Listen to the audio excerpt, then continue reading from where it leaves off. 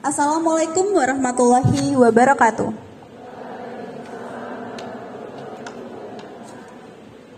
Respectable, the head of Teijinkai Social Welfare, Mr. Ito Sunsuke. Honorable, the head of management of Teijinkai Social Welfare, Mr. Takata Yoshihiro. Honorable, the head of Notokusumo Foundation, Mr. Dr. Handret Samudro Condro Negoro M.Hum. Honorable, the head of Notokusumo Health Science College Yogyakarta, Mr. Tauhid Eskep. And our distinguished speakers from Fukuyama University, Professor Narumi Sugihara, PhD, and Pharmacy Department College of Health Science Notokusumo, Yogyakarta, Mrs. Apotekar Katarina Apriani Wuryani Herianto, M.Pharm. Honorable all the participants Notokusumo Health Science College, Yogyakarta. First of all, let's praise our God, the most gracious, the most merciful, the creator and sustainer of the universe. Ladies and gentlemen, I'm Christine Anggraini. It's an awesome and precious chance for me to be your host for today, Monday, 11th of December, 2023, in our big event. International Pharmacy Grace Lecture 2023 Notokusumo Health Science College.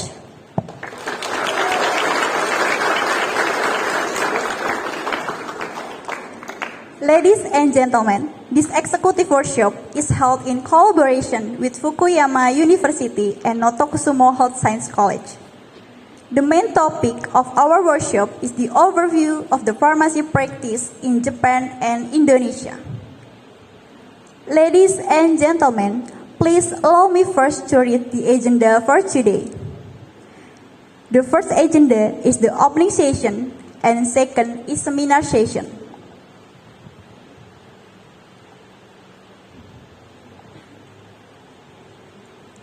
Well, ladies and gentlemen, we are now in the opening session. Now, this is the high time for us to listen to the speech from the head of Pharmacy Study Program, Mr. Fajar Agung Dwi Hartanto, M.Pharm.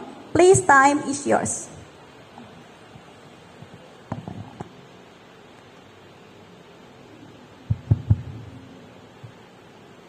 Selamat siang semuanya.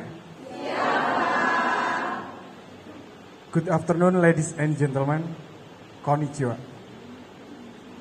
The Honorable, the head of Teijinkai Social Welfare, Mr. Ito Sunsuke, the head of management of Teijinkai Social Welfare, Mr. Takata Yoshihiro, the head of Notokusumo Foundation, Bapak Dr. Andes Condro Negoro M.Hum, the head of College of Health Science Notokusumo Yogyakarta, Bapak Tauhid M.Kep, our distinguished speaker from Fukuyama University, Professor Narumi Sugihara, PhD,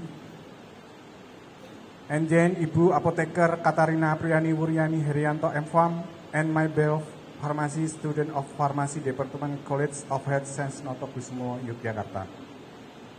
First off, I would like to thank God who has been us blessing and mercy so we can attend today in good condition. Ladies and gentlemen, thank you to each and every one of you being here today at this wonderful place. Thank you very much for taking time of your busy schedule to attend this event.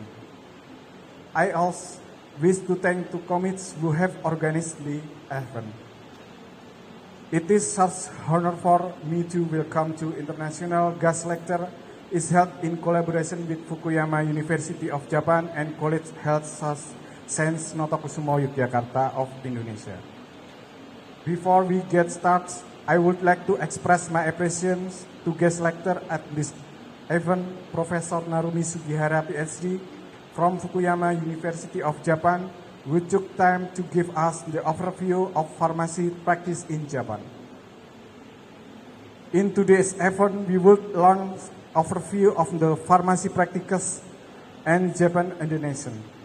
It is hoped that guest lecture can be means increasing knowledge according to pharmaceutical science.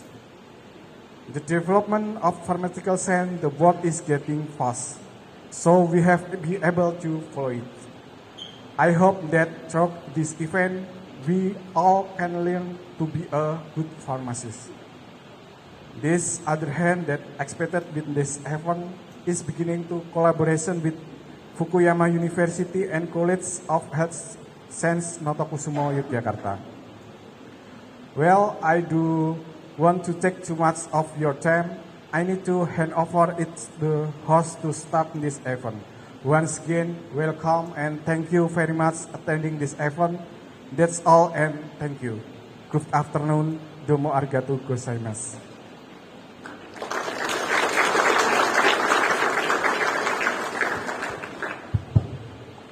Thank you, Mr. Fajar Agung Efram, to the speech. Ladies and gentlemen, now we have come to our main agenda. Our first session, the international lecture from Professor Narumi Sugihara with the theme, The Overview of the Pharmacy Practice in Japan. Dear Professor Narumi Sugihara, time is yours. Hi, I'm sorry. Firstly, very good welcome. Nama saya Sugihara.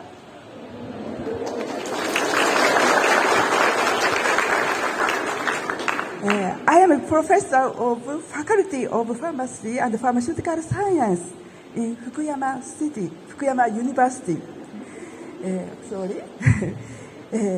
It is my pleasure to have the opportunity for talking about Fukuyama University and our education system for pharmacy students in Japan to you today.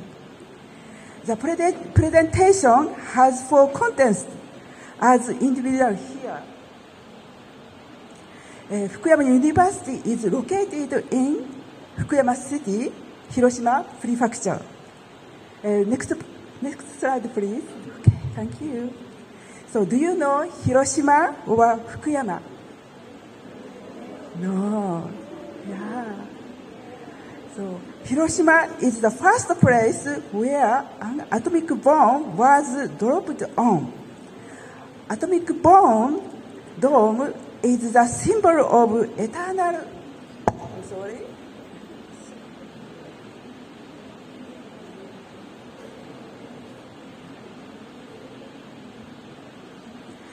Peace was registered as a World Heritage State.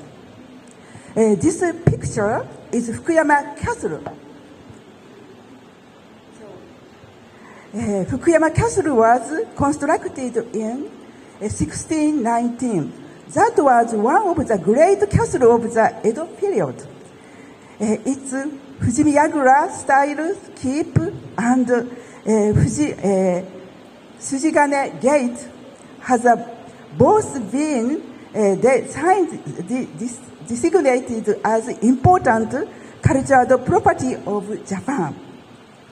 Now, Fukuyama City is the second largest city in Hiroshima Prefecture with a population of 470,000 people, and blessed with the fair climate and the bountiful marine resources of the Seto Island.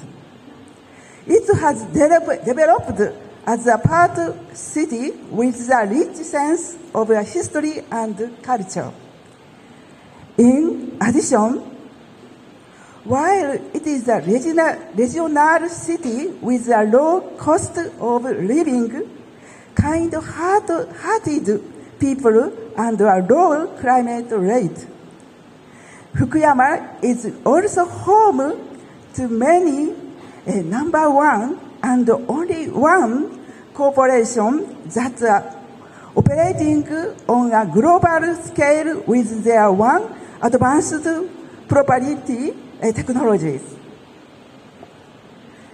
Next, please. Thank you. Fukuyama University was founded in 1975 by Shigeru Miyachi after retiring from the Ministry of Education, with the aim of not only educating students through a single mind focus on studies, but also cultivating students who would ask mindfulness and practice reason and justice in their lives. Fukuyama University has now developed into a comprehensive institute of higher learning and research composed of 5 schools, 14 academic development, and 4 graduate schools with a total around 4,000 current students. The many graduated over 30,000, all of whom were educated under the university's constituted ideal of well-rounded education, are now active in a wide range of fields.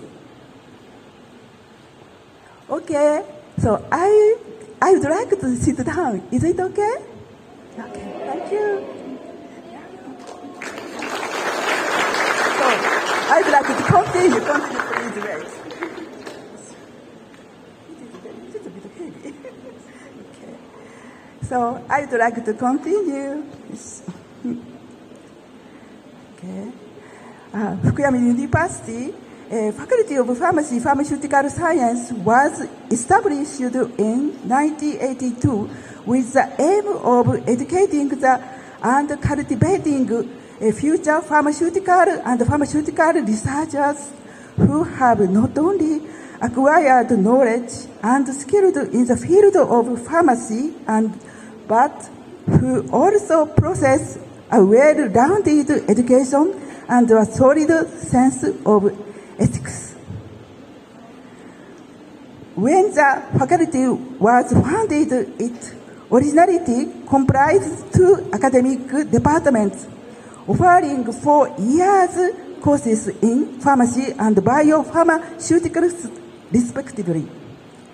However, with the pharmaceutical education reform that were enacted in 2006, the faculty was subsequently recognized as a signed department offers a uniform 6 years course in pharmacy and pharmaceutical science.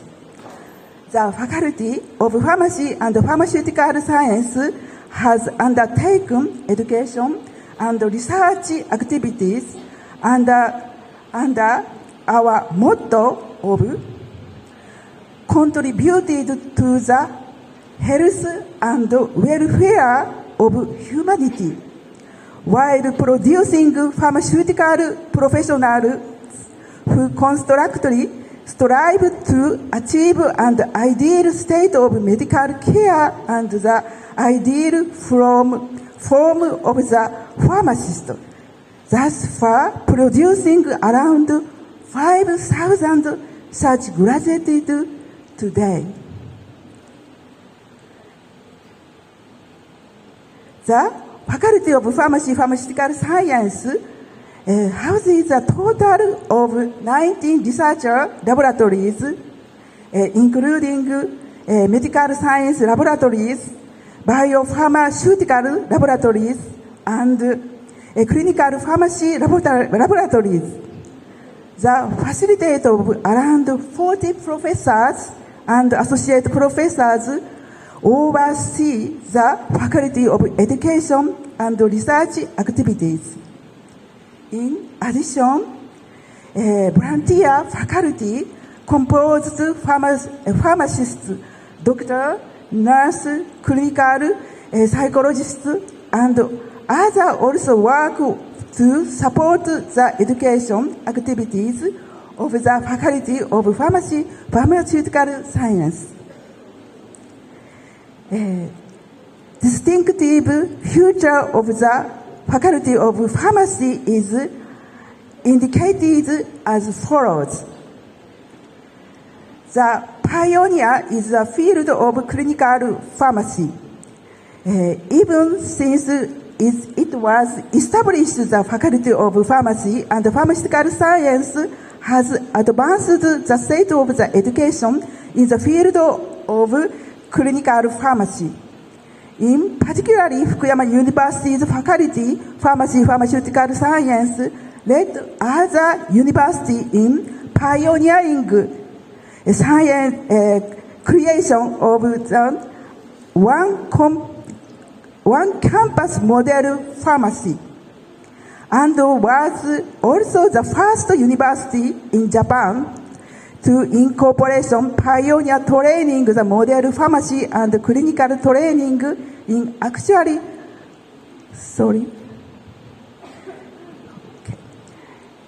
hospital and pharmacies as part of the required education curriculum. This Fukuyama University style education has now become a model for pharmacy school throughout Japan to follow. Second, early expensive studies with support from previous graduate. The third is the high pass rate on the national license examination for pharmacists. Fourth is humanism. Since 2007, in their second year, students study improve the communication completely through the interchange with the infant and the elderly person. The students interchange with the authorized partner with one-to-one. A student build hostility through the interchange with the partner and learn the important sangling up to the heart of the partner. By achieving these aims, the Faculty of Pharmacy Pharmaceutical Science trains the future pharmacists who can sangle up the patient. Curriculum summary. The curriculum of the Department of the Pharmacy and Pharmaceutical Science is composed of the classes in the following the field of study. Student in the first year.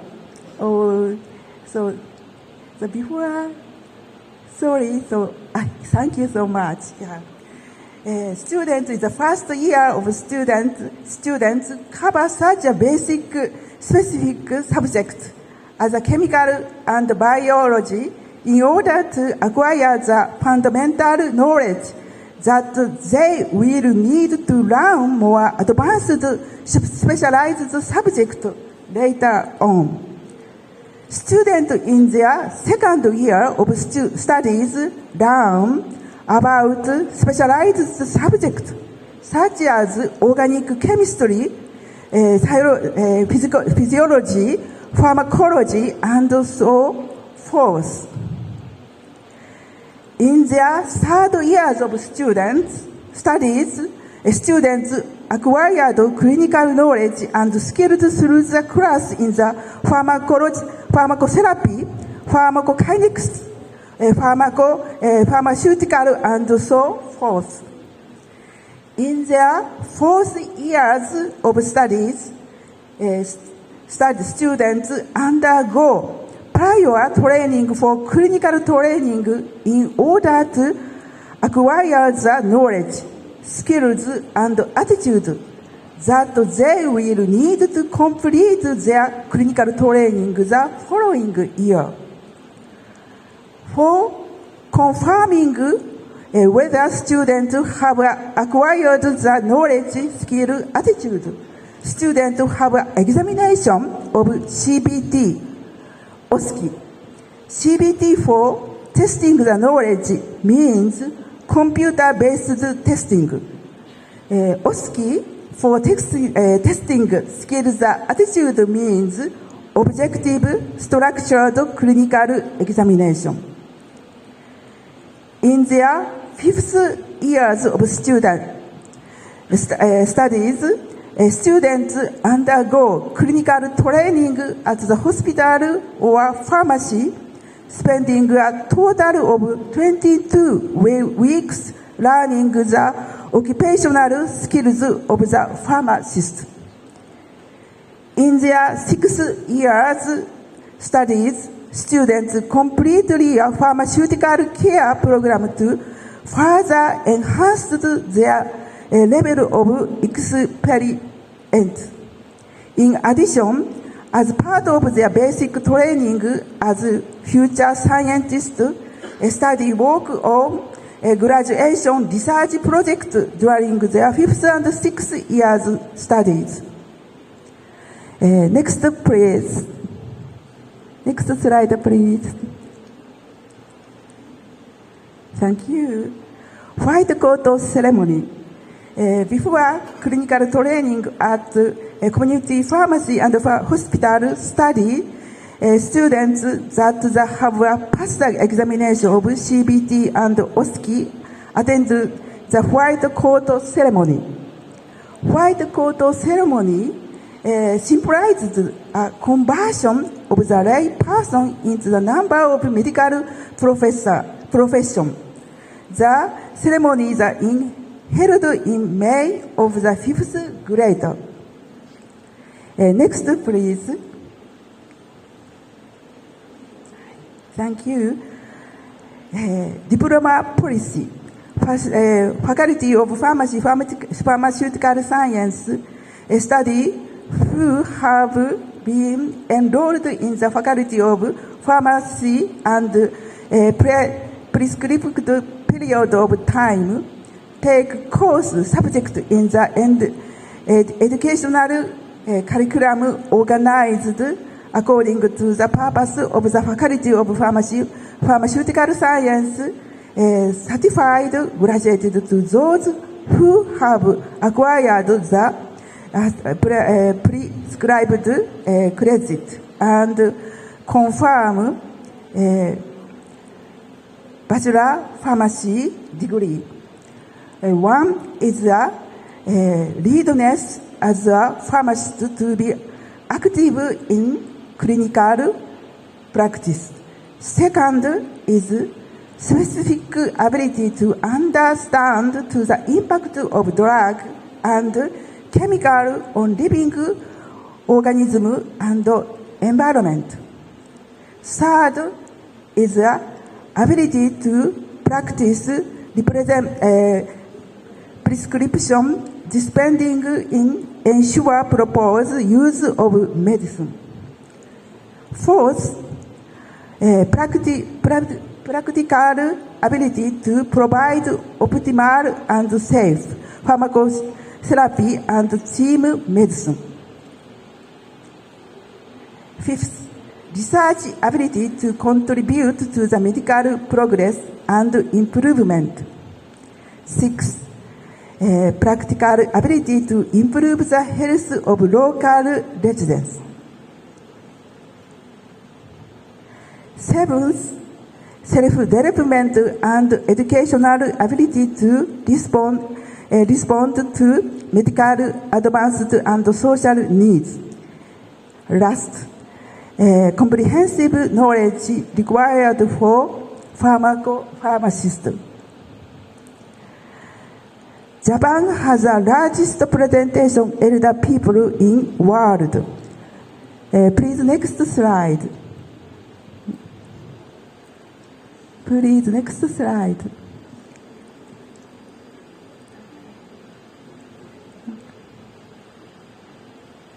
Okay, so problem of Japanese society about the health. Japan has the largest percent of the elder people is the world. The percentage of older people is population is 19% in 2023. The rate of elder person has increased rapidly because it was 10% in 1985 and 20% in 2005. It is a please next. Click the slide, please. Okay, thank you. It is predicted that the low birth rate and aging advance more and more in future. As a result, cost of medical treatment and nursing care has been increased rapidly. Therefore, Japanese government has trained the extension of healthy life expectancy of Japanese people. Next, please.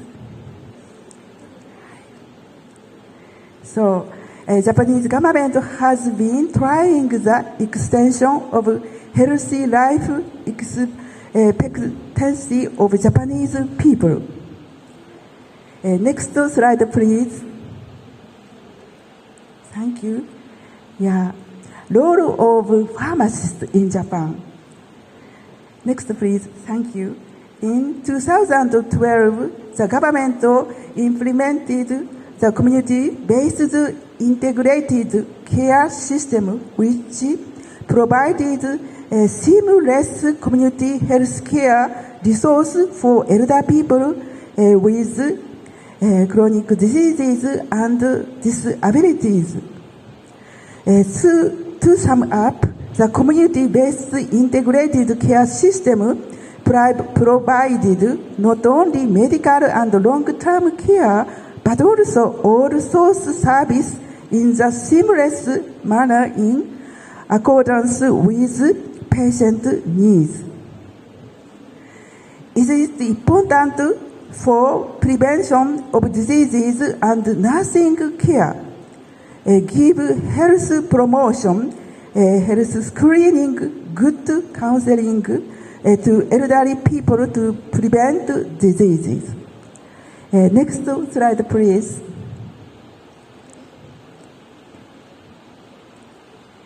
In Japan, there are many patients who are giving a medication at home. Next slide, please. Thank you. Pharmacists review medical regimen and provided adherence during the transition from hospital to home can reduce risk, lead mission, and help avoid unnecessary health care cost. Yeah, thank you so much. Terima kasih.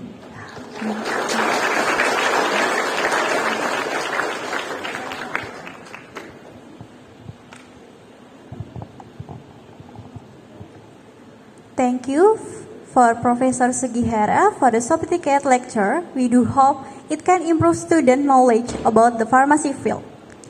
Ladies and gentlemen, now we have come to our second session, the international lecture from Mrs. Apotheker Katarina Apriani, with the theme, the overview of the pharmacy practice in Indonesia.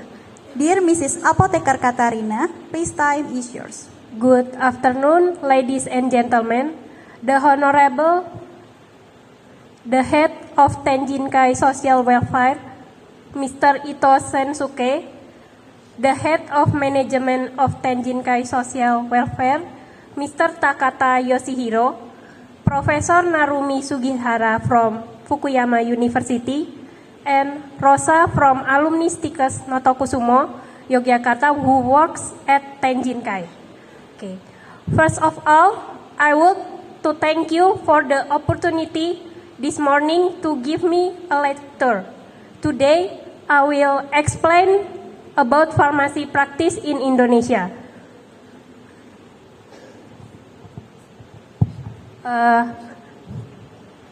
Maybe I will speak in English and in Bahasa too, so we can be interactive with the student. Is it okay, Prof. Sugihara?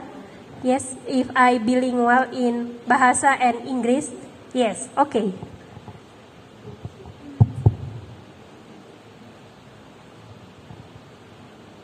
Okay. Maybe at this section, we will talk about herbal medicine in Indonesia. Maybe in Indonesia, we all know about herbal medicine. Ya, jadi teman-teman tahu ya, kalau misalnya kita itu kait eratannya dengan herbal medicine atau obat tradisional. Ya, mungkin teman-teman sudah dapat sedikit materi kuliah terkait dengan obat tradisional, betul ya? Oke, sudah disampaikan juga oleh Bu Cici ya pastinya. Nah, next slide. Ya, the topics here are four. First, introduction, and then biodiversity. The third is herbal medicine, and the traditional medicine, and then the fourth is herbal medicine. Okay. Next slide. Okay. So we must know about the history. The history is about medicine that used in empirically atau secara empiris. Jadi based on experience. Yes. And then pada tahun 1541, then scientist called Paracelsus. Then he make medicine from ingredients yang memiliki zat aktif ingredients yang sudah diketahui. Kemudian kita kenal Bapak Hippocrates atau Father of the Medicine yang memulai membukukannya ya. Next slide. Ya, kemudian pada selanjutnya ada scientist called Claudius Galen is connected the healing of disease with the theory of medicine action with his field of pharmacology. And then Ibnu Sina wrote a book about methods and collecting and storing medicinal plants and how to make medicine. Jadi Ibnu Sina ini yang membukukan semua tanaman herbal menjadi sebuah buku, ya. Jadi berdasarkan pengalaman itu kemudian dibukukan. Nah, selanjutnya Johann Jacob Weber is the first person to carry out pharmacological and toxicological research on experimental animal. Ya, so this is the history of herbal medicine or medicine. Next, as all we know, sumber obat, medicine source, ya. Jadi ada anorganik dan organik. Nah, di sini mungkin dahulunya ada plants, kemudian animal or mineral, ya, that cure disease. Ada ilmuwan yang bernama Surtener itu melakukan isolate the active ingredients, and then we know all about obat sintetik, scientific medicine, ya. Jadi obat-obat itu nggak hanya berasal dari tumbuhan, kemudian tanaman dan mineral. Nah, kemudian dikenal obat sintetik ya yang sekarang digunakan. Oke, next slide. Oke, biodiversity. Ya, lanjut. Ya. Jadi kita tahu Indonesia has many biodiversity from plants, animal, mineral. Next slide. Nah, so in Indonesia there are more than 30,000 species of plants, dan kita tahu bahwa tumbuhan tersebut identified as herbal medicine. So Indonesia is rich of herbal medicine. Okay, next. Nah, okay, next. Yes. So, traditional medicine is the treatment. The definition is So, traditional medicine is ingredients from the plant material, animal material, mineral material, galenic preparation, or mixture of these materials have traditionally been used as treatment based on experience. Jadi berdasarkan pengalaman. Tadi ya kalau kita tahu sejarahnya, obat itu digunakan berdasarkan pengalaman. Oke, jadi itu adalah definition of traditional medicine. Yes, and then traditional medicine is used as complementary and then alternative. Ya, sebagai alternatif. Yes, as a complementer, it can be used together with conventional medicine. As an alternative, it can be used as substitute. Okay, next slide. Yes, next. Yes, and then there is 3 category of traditional medicine. First is jamu. Second, obat herbal terstandar. 3 is fitofarmaka. What is jamu, teman-teman? Ada yang tahu jamu itu apa-apa? Apa-apa? Jamu itu apa, teman-teman? What is jamu? Raise hand if you want to answer. In bahasa is okay. Abimayu, maybe? Jamu?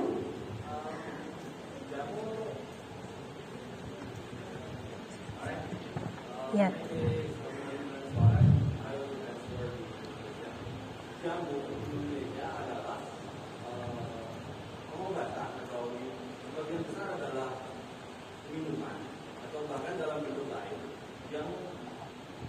Terbukti secara turun-temurun dapat memberikan efek terhadap kesehatan pada tubuh manusia. Yes, thank you Abimayu. Applause. Yes. So it's right.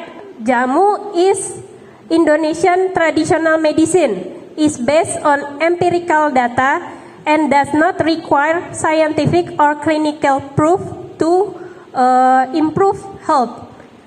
And then obat herbal terstandar is traditional medicine that has been proven to perfectly effective and safe. And then fitofarmaka is traditional medicine whose efficacy has been tested through preclinical. Nah, jadi ada the difference ya between jamu, obat herbal terstandar dan fitofarmaka. Okay, next. Nah, here is the logo of category of traditional medicine. First is jamu, second is obat herbal terstandar, third is fitofarmaka. Next slide. Okay, this is the criteria of jamu and obat herbal terstandar. If it's jamu, then ada kata-katanya ya, secara tradisional digunakan untuk. Nah, if OHT, then it complete the persyaratan tuh bahasa Inggrisnya requirement. Yes, requirement. Jadi a requirement of quality. And next slide. Fitofarmaka same as OHT, it must be memenuhi complete the requirement. Okay, next. Okay, maybe we will see the product of herbal medicine. Yes, jamu. So I will introduce to all of you, jamu is a brand of Indonesia. Ya, jadi kalau misalnya kita tahu jamu di masa kecil kita, jamu yang kita kenal itu dari mbah-mbah. In our childhood, we know jamu from mbok-mbok or mother or ibu. Yeah, the picture is here, Prof. So it's called mbok jamu. Ini mbok jamu, jadi ini brand Indonesia. Yeah. Next. Nah, this is jamu gendong. Jamu gendong have many variety. First, we call kunir asam. It's good for our health, melancarkan, ya itu. Kemudian beras kencur, cabai puyang, kemudian pahitan, kunci suruh, kudu laos, uyup-uyup atau gepyokan, dan sinom. Jadi many varieties of jamu and this called jamu gendong.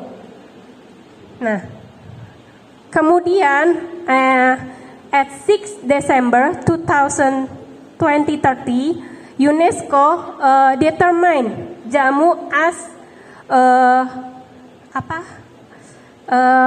cultural heritage from Indonesia.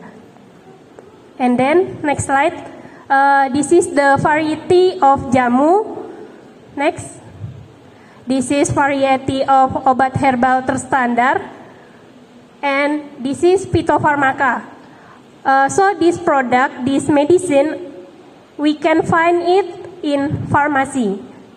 Okay, yes. And then a little bit of promotion. This is our campus. This is Tikas Notokusumo, especially bachelor degree of pharmacy. Okay, so we have the herbal medicine, and then we bring it to a vision that Tikas Notokusumo will excellent in pharmacy practice, especially in development of bahan alam, natural ingredients, and then to pharmacy clinic too. And then the student is like we get to know, like berkunjung, visit the industry pharmacy of herbal like Naturindo. Okay, next. Okay, that's all, and thank you. Good afternoon.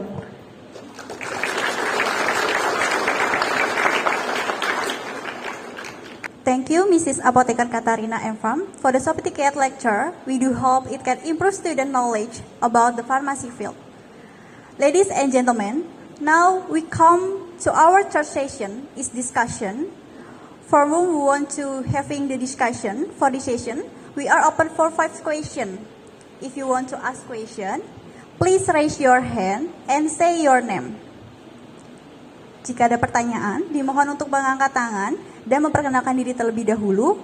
Pertanyaan dapat diajukan menggunakan bahasa Indonesia, bahasa Inggris, atau dengan bahasa Jepang. Baik, agar berurutan ya, boleh dimulai dari tingkat 4 terlebih dahulu. Jika ada pertanyaan, raise your hand. Tingkat 4.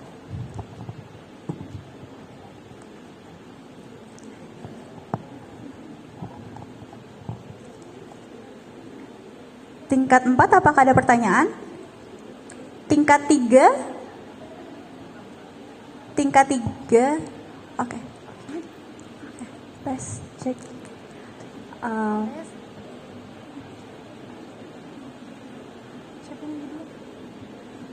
Cek.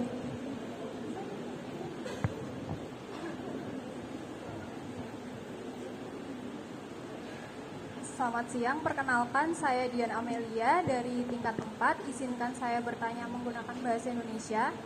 Sebelumnya saya memiliki 2 pertanyaan. Yang pertama, saya ingin bertanya kepada Profesor, jika di Indonesia sedang dikembangkan obat tradisional atau obat herbal, lalu bagaimana jika di Jepang? Apakah obat tradisional di sana bisa menjadi obat alternatif atau disetarakan dengan obat modern? Itu pertanyaan saya yang pertama.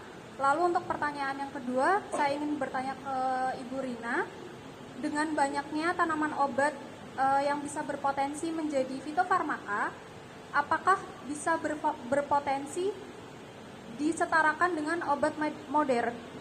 Terima kasih. Oke, itu untuk pertanyaan pertama dari tingkat 4. Untuk selanjutnya, apakah ada pertanyaan di tingkat 3? Oke. Baik, teman panitia boleh share mikrofon untuk tingkat 3. Baik, Okay. untuk yang di belakang terlebih dahulu ya. I am journalist Angela. I'm from Tikas Notokusumo, Yogyakarta. I want to ask, what is the scope of pharmacists in Japan, and what are standards for a pharmacist to graduate from Fukuyama University? And how difficult is the competition to become a professional pharmacy in Japan? Thank you.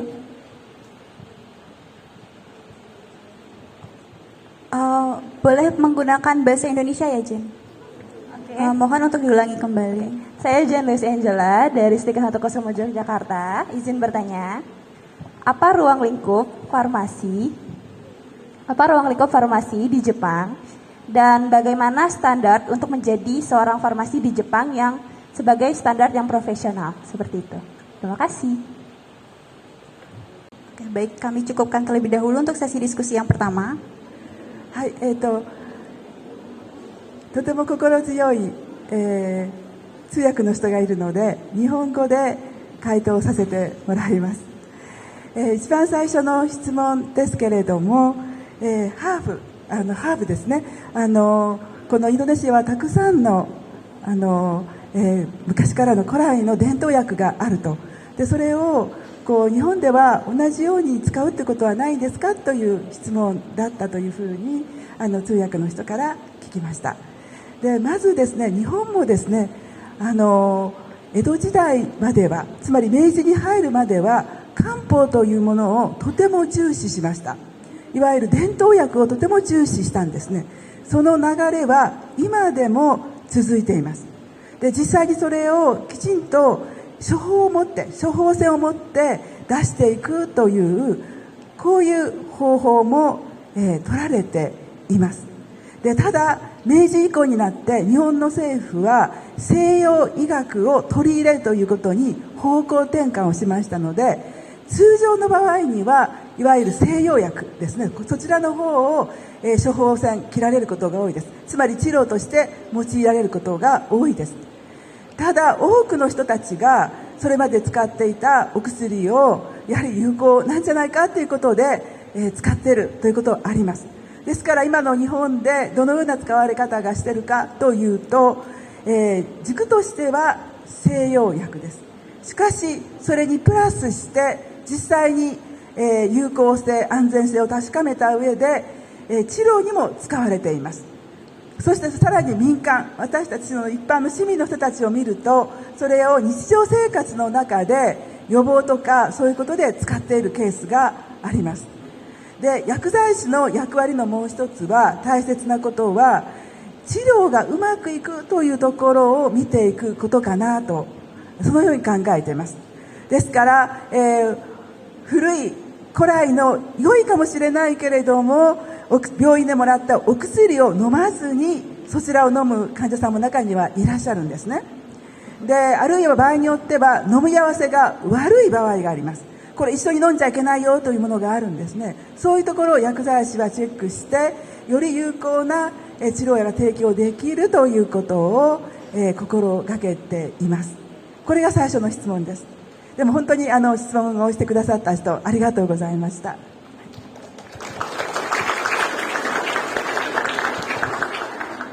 Untuk pertanyaan pertama, Jepang itu ada masa yang namanya Edo Jidai sama Meiji Jidai. Waktu itu ya karena belum ada obat-obatan dari barat, makanya yang digunakan adalah obat-obatan alami.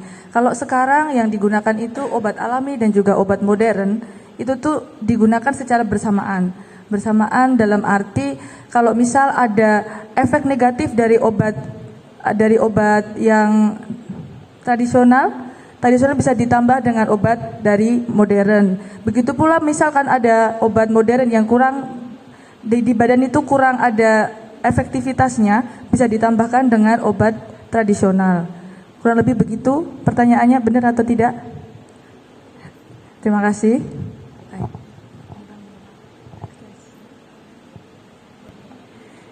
2番目の質問をくださった方、ありがとうございます。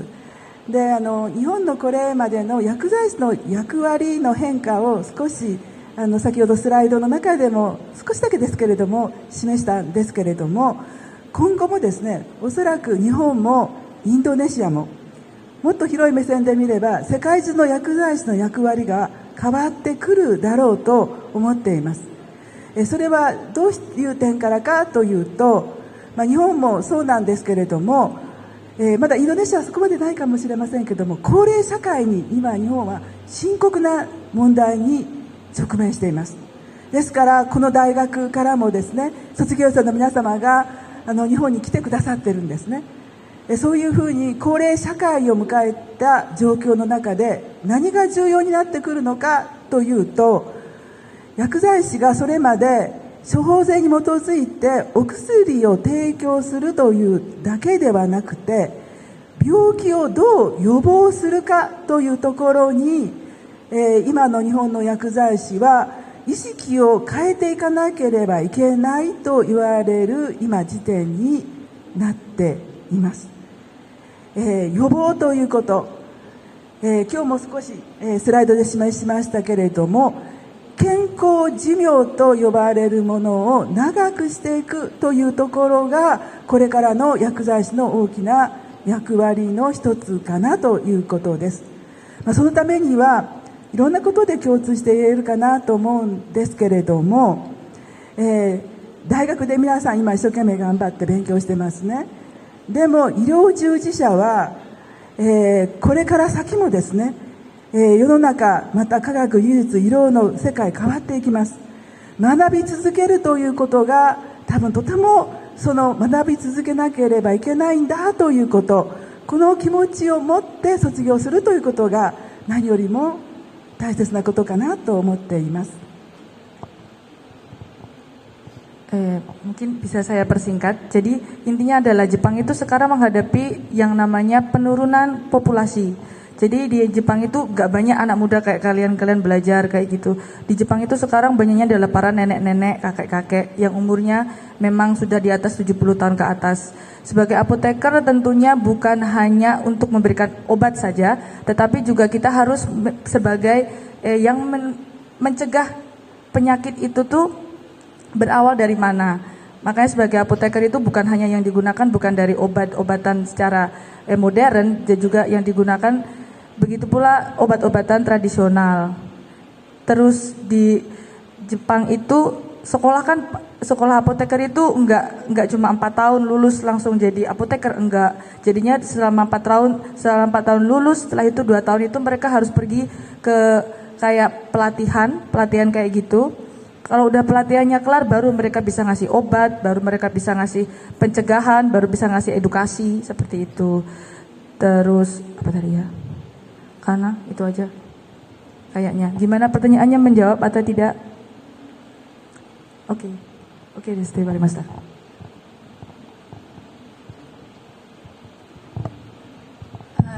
Saya menjawab pertanyaan Dian ya tadi. Ya. Apakah obat fitofarmaka bisa menggantikan obat modern ya? Seperti itu ya pertanyaannya. Jawabannya adalah tidak. Walaupun tadi saya sudah sampaikan mungkin obat tradisional itu bisa sebagai komplementari, satunya itu sebagai substitusi ya. Karena tetap bagaimanapun walaupun fitofarmaka itu sudah terstandarisasi, kemudian sudah uji praklinik, itu senyawa aktifnya berbeda dengan obat modern, obat sintetik tadi. Jadi tetap jika mendapatkan pengobatan obat modern atau sintetik itu harus tetap digunakan. Saya anjurkan obat tradisional itu tetap digunakan sebagai komplementari atau tambahan saja. Seperti itu. Terima kasih. Baik. The last question untuk satu orang lagi pertanyaan. Adakah lagi yang ingin bertanya? Oke, buat Abimanyu boleh. Silahkan berdiri. Tes. Baik. Tes. Baik, perkenalkan, saya Abimanyu dari Prodi Farmasi tingkat ke-3. Pertanyaan saya di sini untuk Profesor Sugiara. Sebenarnya pertanyaan saya masih berkaitan dengan pertanyaan sebelumnya, di mana kita tahu kalau Jepang juga pasti memiliki pengobatan tradisionalnya sendiri. Nah, di sini di Indonesia sendiri pengobatan tradisional itu sudah mengalami modernisasi seperti yang disampaikan oleh Bu Rina di penyampaian materi tadi, seperti fitofarmaka contohnya. Nah, apakah di Jepang itu obat tradisional ada yang mengalami modernisasi seperti yang terjadi di Indonesia, dan apakah di Fukuyama University itu ada studi yang mendalami tentang pengobatan tradisional dari Jepang ini? Seperti itu pertanyaan saya. Terima kasih. Baik, terima kasih atas pertanyaan dari Abimanyu. Adakah lagi teman-teman yang ingin bertanya? Perkenalkan, nama saya dari tingkat 2 S1 Farmasi Universitas Notokusuma Yogyakarta. Yang ingin saya tanyakan mungkin agak mirip-mirip ya sama yang ditanyakan oleh kakak kelas saya, yaitu pengembangan obat baru apa saja yang dikembangkan di Jepang saat ini, dan jenis perawatan pasien dengan keadaan seperti kemoterapi apa saja yang dikembangkan di Jepang, dan bagaimana upaya Fukuyama University untuk mengimbangi perkembangan yang ada. Terima kasih. Baik, terima kasih untuk pertanyaannya. Sesi diskusi untuk peserta kami tutup. はい、ご質問お二人の生徒の皆さんありがとうございます。まず最初の質問の方から答えていきたいと思います。実は福山大学ですね、私の研究室ではないのですけれども、インドネシアの、大学と共同研究を行っている研究室が19研究室のうち1つありました。でその一つはどういうことをしているのかというと、そのインドネシアで本当に伝統的にそこの地域で使われていた、ハーブ、薬草ですね、それを持ち帰って分析解析をしていくという、それの成分を明らかにするという、こういう研究を行っている研究室がありました。そういったことで福山大学に限らずですね、日本の国内でも古くから使われてきたお薬にはきっとまだ未発見だけれども非常に有効な成分があるということで研究が進んでいるとお答えしたいと思います。でこの大学でも今日大学の校内を案内していただいたときに、やはりそういった有効なものを見つけていこうという研究をされていると聞きました。でそういったかつては、そのハーブという形で使っていたものからこれが本当の有効成分として効いてるんじゃないかということを、突き詰めていくということは次への医療の進化にものすごく大きな意味があるのではないかと思います。皆さんの中から本当にインドネシアの古くから伝わってきた医薬品をもっとその有効に使えるような研究をしてみようと思う人がですね現れてくるといいなというふうに私は思いました。まずそれが最初の回答です。Untuk menjawab pertanyaan pertama, sekarang yang digunakan tadi penelitian tentang apa obat tradisional, benar? Obat tradisional itu apakah digunakan enggak di Jepang gitu kan ya? Gitu nggak sih? Modernisasi, kayak kata sensei tadi, di Jepang itu yang digunakan tuh bukan hanya obat tradisional dan juga obat modern juga digunakan. Dan sekarang itu di 19 bagian dari farmakologi itu salah satunya sedang diteliti gitu. Nang ka sensei.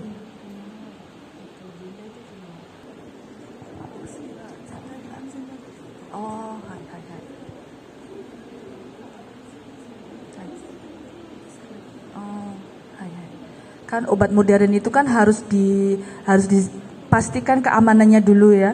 Jadinya yang kalau obat-obatan tradisional itu tuh digunakan juga, tapi ada yang bisa digunakan, ada yang nggak bisa digunakan kayak gitu. Yang dipentingkan di sana itu bukan cuma untuk tubuhnya yang sakit, tapi juga untuk pencegahan untuk penyakit selanjutnya yang bakal ada.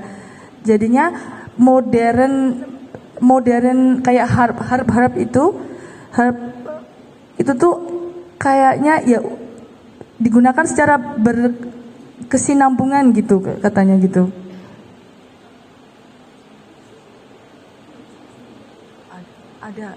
Ada modernisasinya sih ada, tapi nggak begitu banyak gitu.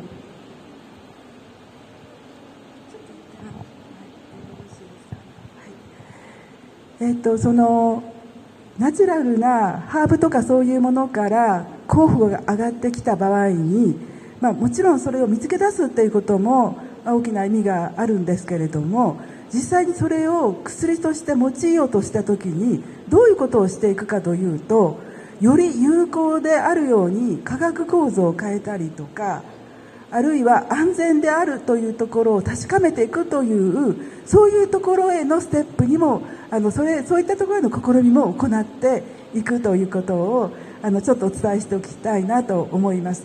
もちろん天然物そのものいいんですけれども、そこにさらに修飾を加えることによってより有効でより安全なものはないかというところへの方向が試みられるということなんですね。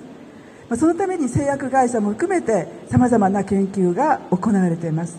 それが新薬の開発につながっています。 Sampai hari ini masih diadakan penelitian untuk keamanan dari obat tradisional berubah ke obat modern. Sebenarnya ya tadi Sensei bilang sebenarnya ada, cuma karena yang diperlukan untuk perubahan itu adalah keamanan untuk tubuh, jadinya tuh kayaknya tuh ya emang harus diterus-teruskan gitu loh perubahan dan juga penelitiannya. Seperti itu kira-kira. でちょっとこの余談を言うと、エフェドリンというのがあるんですけれども、これ魔王から抽出してきたもので、より優れたものを開発しようとしたときに、実は違法となる麻薬というか覚醒剤が作られてしまったという、こういう昔の話ですけども、薬学部を創設した人の業績なんですけども、ちょっとそういうことがかつてあったということもお伝えできたらと思います。必ずしも成功はいかないんですけれども、そういう試みが本当に古くから行われてきたということです。 Kayak perubahan dari kayak jamu, misalnya di Indonesia itu jamu, terus habis itu dibuat jadi energy drink kayak gitu loh. Itu kan sebenarnya ada manfaatnya untuk tubuh, tapi juga ada efek buruknya buat tubuh kan kayak gitu. Nah itu tuh di Jepang itu tuh lagi dikembangkan ya lebih banyak keamanan untuk tubuhnya daripada untuk efek negatifnya seperti itu. それともう一つご質問ありがとうございました。その質問に対してですけれども、がんの治療薬というのは非常に優れたものが実際開発されていて、今日本は高齢化社会になったために2人に1人ががんで亡くなられるというふうに変わってきました。でこれは、がんが増えたというよりは高齢者が増えたっていうところが、理由の一つなわけなんですけれども、その時に治療の基本は何かっていうことを、これとても大切なことかなと思うんですね。その人が治そうとする力や治ろうとする力が実はお薬以上に効いたりします。そうするとこれ医療の現場でよく聞くことなんですけれども、信じたものを飲んでいただくというふうに医療従事者の場合には取るケースが多いです。有害でなければ飲んでいただくと。有害、つまり健康被害をもたらすということさえなければ飲んでいただくということ。ただ治療というところにおいては西洋薬というのがやはり軸足となって展開されている。治療は西洋薬が日本の医療の現場では行われていると。だけどそれを飲みたいという人がいた場合には害がない限りは飲んでもらうと。それで治そうという力を持っていただく、治ろうとする意思を持ってもらうという、これが医療においては合理的以上にとても大切なことじゃないかなということです。こういうマインドというものを医療従事者になる、うちの大学では学生の皆さん、それからここの、皆さん、そういう医療マインドということも一つどこかで考えながら薬剤師を目指すということが大切かなと思います。Sebagai contohnya kan tadi perawatan untuk pasien kanker itu gimana ya kan? Pasien kanker itu kan yang rusak tuh tubuhnya ya. Jadi kalau cuma untuk menggunakan obat tradisional itu di Jepang sekarang nggak ada gitu. Terus sekarang tuh yang sering digunakan itu pokoknya lebih banyak dari obat-obatan dari luar negeri kayak gitu. Terus kalau lebih banyak untuk pencegahannya daripada untuk ya karena tubuh orang itu beda-beda, jadinya untuk pencegahan juga untuk pengobatan itu kan ada yang cocok ada yang enggak. Kalau cuma minum aja itu belum tentu bisa mengangkat sel-sel kanker dalam tubuh dari dia gitu. Begitu pertanyaannya bukan? Apa salah saya jawabnya? Oh, ya oke.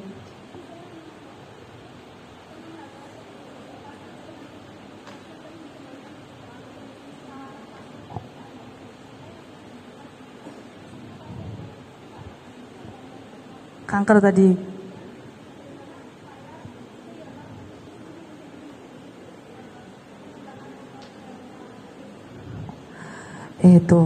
Dento teki kara moderno kusuri o henka toいうかあれです新しくなってきたのを福山大学が何の準備したんですか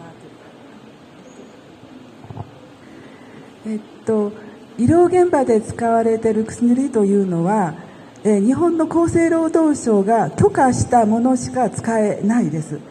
で、医療の現場ではそうなので、今、日本は医療現場においては、厚生労働省が許可した薬を医療に使っているということです。それが西洋薬であるということなんですね。で、その漢方薬ががんに使われているかということは、これは民間の方で個人的にこれがいいよというようなことで伝統的に使われてきたものであれば、有害でない限りにおいてはそれは個人の判断で使っているというところもあります。で、いろんな研究があってそこが有害というようなものが出てきたときにはもう禁止って形になりますし、それが有害事象ということで広く併用してはいけないというような警告が出ます。ということで大学が決めることではなくって、日本の場合には厚生労働省がすべて管轄して、そういったところの、許可とかあるいは認可というんですが、そういうものをしているということをお伝えしたいと思います。Kalau di Jepang itu tuh harus melalui Kementerian Kesehatannya dulu, bukan langsung tiba-tiba ada penelitian ini obat ini langsung digunakan terus gitu, bisa enggak ternyata di sana. Jadi harus misal ada perintah dari Menteri Kesehatannya nih, Menteri Kesehatannya bilang ini coba diteliti nih, bilang gitu. Jadinya baru bisa, kalau enggak gitu enggak bisa gitu. Jadi Fukuyama University itu juga kayak misal langsung meneliti ini habis itu dipasarkan gitu nggak boleh. Jadi harus ada tanggung jawabnya dulu.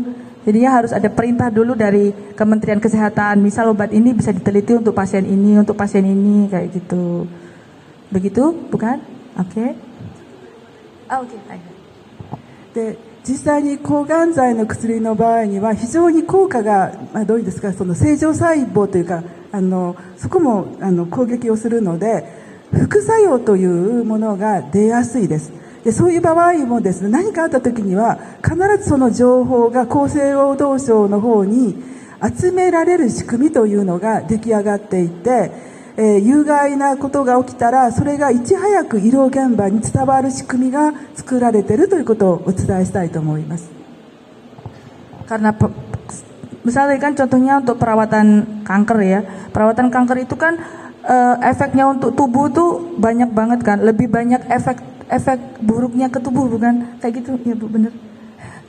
Efek buruknya ke tubuh, jadinya kalau langsung di gimana ya bilangnya, di kimeru deh, masih ada, hai.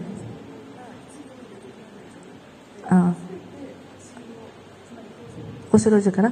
わかりました.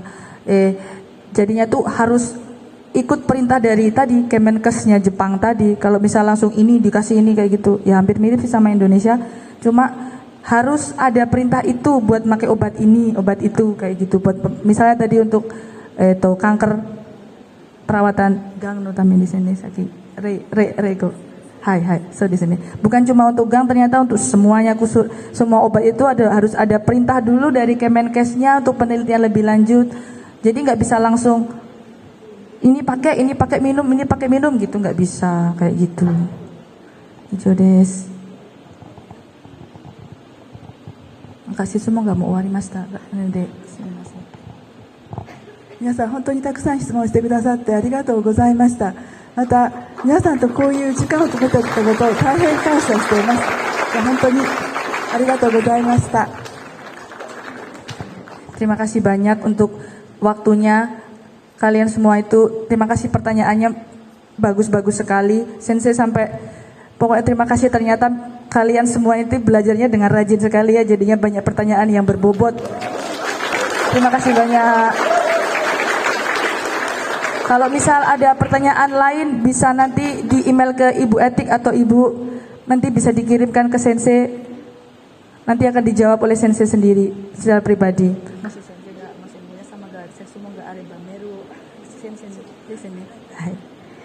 Hai, seperti itu. Terima kasih banyak atas waktunya. Maaf ya, jadi lama, kata Sensei. Terima kasih banyak. Arigatou gozaimashita.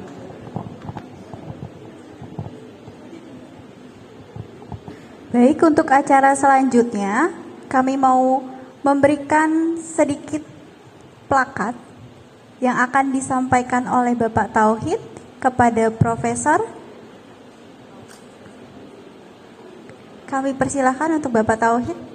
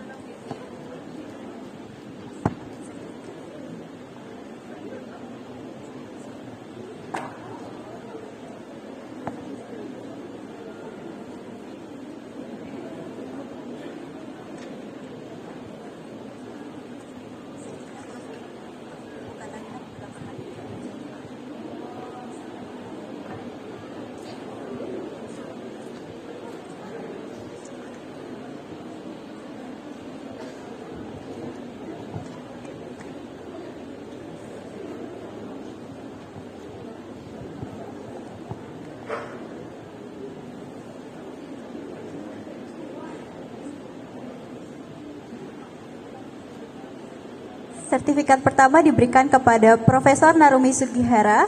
Big applause teman-teman.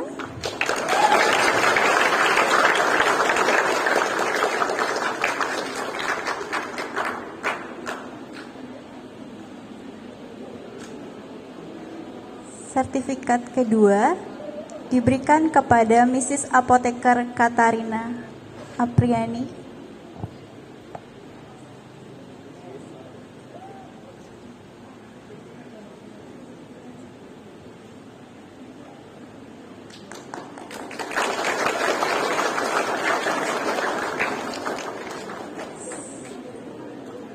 Selanjutnya pemberian sertifikat kepada Mrs. Apoteker Katarina, mohon maaf.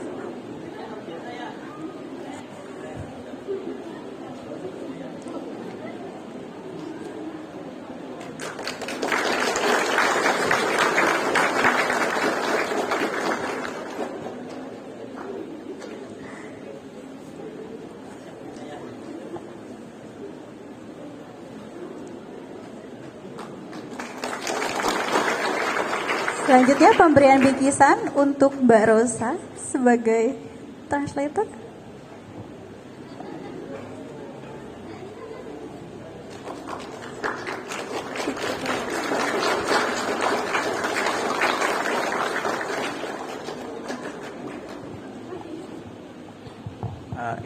Perlu diketahui bersama untuk seluruh mahasiswa, Mbak Rosa ini alumni Stikes Notokusumo.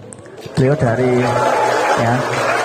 dari prodi keperawatan dulu, sekarang bekerja di Tenjinke sudah 8 tahun ya. Sudah 8 tahun di Jepang gitu. Makanya bahasanya benar-benar seperti orang Jepang ya. Gitu. Dan sekarang sudah berkeluarga, tinggal di sana bersama suaminya. Wah. Nah, kita doakan semoga sukses ya Mbak Rosa. Dan kalian juga Bapak harapkan termotivasi juga suatu saat bisa belajar ataupun bekerja di Jepang juga. Ya, sukses untuk semuanya. Ya.